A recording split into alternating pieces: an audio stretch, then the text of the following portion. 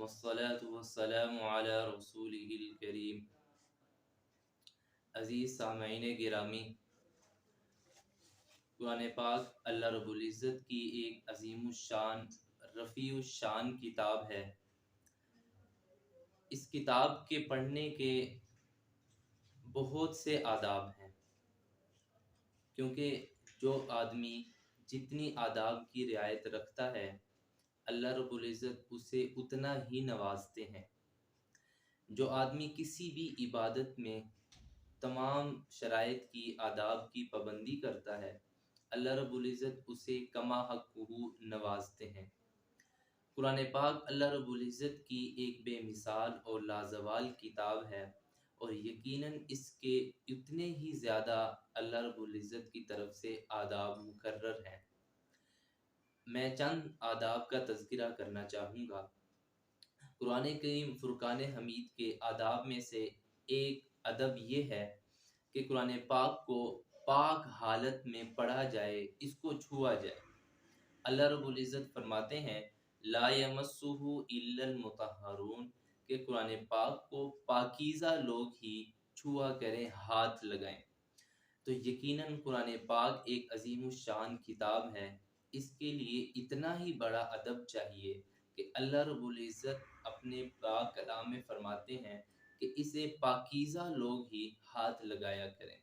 لہٰذا قرآن پاک کا ادب یہ ہے کہ اسے پاکی کی حالت میں پڑھا جائے، کیونکہ یہ پاک کلام ہے، پاک ذات کا ہے، اور پاکیزہ اللہ رب العزت نے نمائندہ بھیجا تھا حضرت جبرائیل علیہ السلام کو، اور پاکیزہ انسان کے پاس حضرت محمد مصطفیٰ صلی اللہ علیہ وآلہ وسلم پر اتارا تھا۔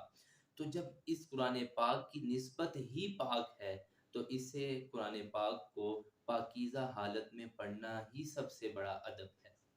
قرآن پاک کے آداب میں سے دوسرا ادب یہ ہے کہ اپنی نیت کو صاف کر لیا جائے، اپنی نیت کو انسان پاکیزہ بنا لے، اپنی نیت کو بہتر سے بہتر کر لے۔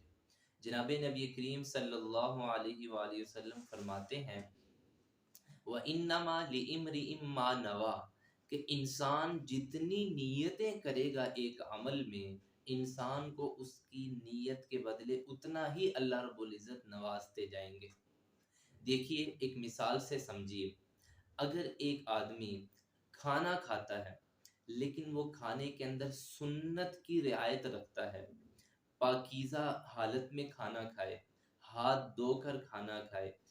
بسم اللہ پڑھ کے کھانا کھائے، اور جتنے بھی کھانے کے آداب ہیں ان کی پابندی کر کے اگر کھانا کھائے تو یقیناً اس کھانا جو ایک عادت ہے اللہ رب العزت اس کی اس عادت کو عبادت میں بدل دیتے ہیں۔ یقیناً یہ نیت ہی کا فرق ہے کہ اس انسان نے ایک اچھی نیت کی، اور یہ نیت کی کہ اللہ اس کھانے سے جو مجھے قوت حاصل ہوگی، جو مجھے طاقت حاصل ہوگی، جو آپ میرے بدن میں صلاحیت پیدا کریں گے، میں اس کے ذریعے نماز ادا کروں گا، میں اس کے ذریعے آپ کی عبادات کروں گا، میں اس کے ذریعے نوافل ادا کروں گا، قرآن پاک کے احکامات کو بجا لوں گا، قرآن پاک کی تلاوت کروں گا، تو یقیناً اس کی اس نیت کی وجہ سے اللہ رب العزت اس کی ایک عمل کو جو ایک عادت ہے اللہ رب العزت اس کو عبادت سے تبدیل فرما دیتے ہیں۔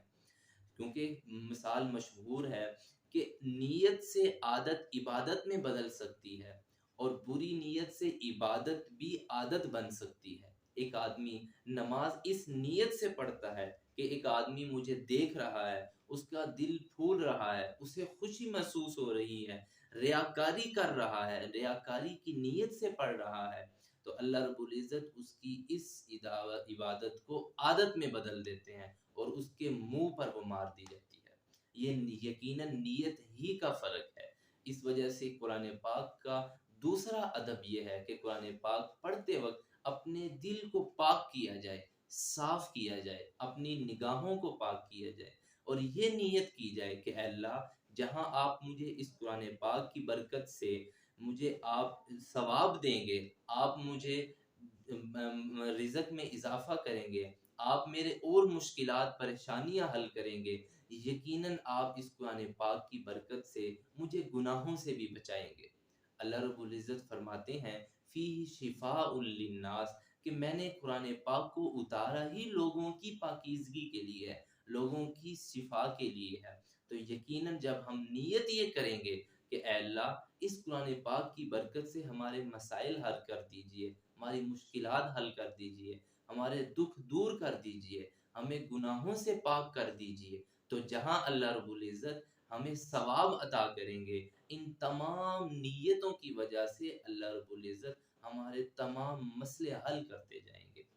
تو عزیز سامعین گرامی، یہ قرآن پاک کا دوسرا ادب ہے کہ ہمیشہ پڑھتے ہوئے نیت کو ملحوظ خاطر رکھا جائے۔ قرآن پاک کا تیسرا ادب یہ ہے کہ قرآن پاک پڑھنے سے پہلے اعوذ باللہ من الشیطان الرجیم پڑھا جائے، جسے ہم تعوذ کہتے ہیں۔ عزیز سامعین گرامی، جب انسان اللہ رب العزت کے سامنے یہ دعا پڑھتا ہے تو اللہ کی طرف سے رحمت کے فرشتے مقرر ہو جاتے ہیں، جو انسان کو شیطانی خیالات سے، شیطانی وساوس سے محفوظ فرماتے ہیں، کیونکہ شیطان نے اللہ رب العزت سے ازل سے یہ وعدہ کیا تھا کہ یا باری تعالیٰ فَبِعِزَّتِكَ لَأُغْوِيَنَّهُمْ أَجْمَعِينَ، اے اللہ میں تیری اس ساری نسل انسانی کو بہکا کے رہوں گا۔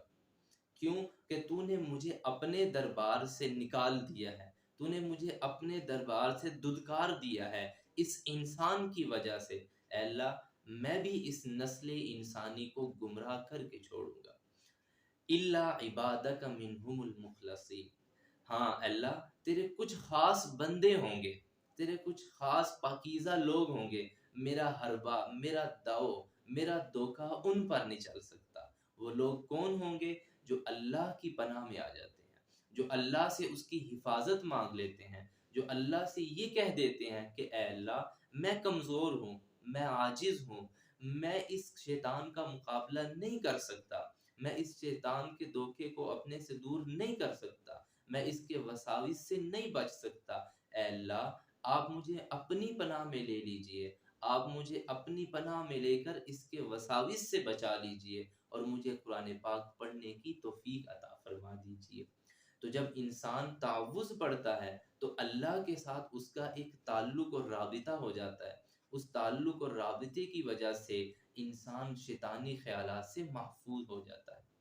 پھر اس سے چوتھا ادب یہ ہے کہ جب انسان تعوذ پڑھ لے، پھر اللہ کے سامنے بسم اللہ الرحمن الرحیم پڑھے کہ اے اللہ جس طرح میں شیطان سے محفوظ رہنا چاہتا ہوں، شیطانی خیالات سے، وساوس سے بچنا چاہتا ہوں، اے اللہ میں آپ کے سامنے آپ کا نام لے کے آپ سے آپ کی رحمت مانگتا ہوں، آپ سے آپ کی محبت مانگتا ہوں۔ بسم اللہ الرحمن الرحیم، اے اللہ میں آپ کا نام لیتا ہوں، آپ تو اتنے مہربان ہیں، آپ اتنے رحیم ہیں کہ ساری انسانیت کو آپ پال رہے ہیں، اے اللہ میری بھی آپ مشکلات کو دور فرما دیجئے، اے اللہ مجھ پر رحم فرمائیے، مجھ پر کرم کیجئے۔ تو جب انسان ان آداب کا، ان شرائط کا لحاظ رکھے گا تو اللہ رب العزت اس کے پڑھنے میں بھی برکت عطا فرمائیں گے۔ اللہ رب العزت جہاں اس کو اس کی نیت کا ثواب دیں گے،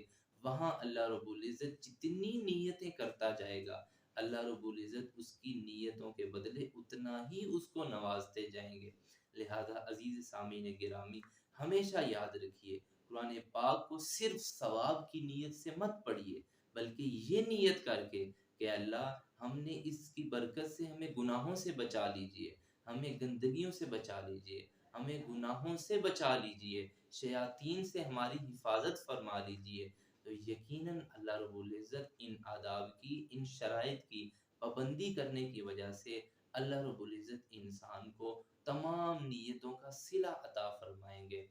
اللہ تعالی ہمیں سمجھنے کی، اس پر عمل کرنے کی توفیق عطا فرمائے۔ وآخر دعوانا ان الحمد للہ رب العالمین۔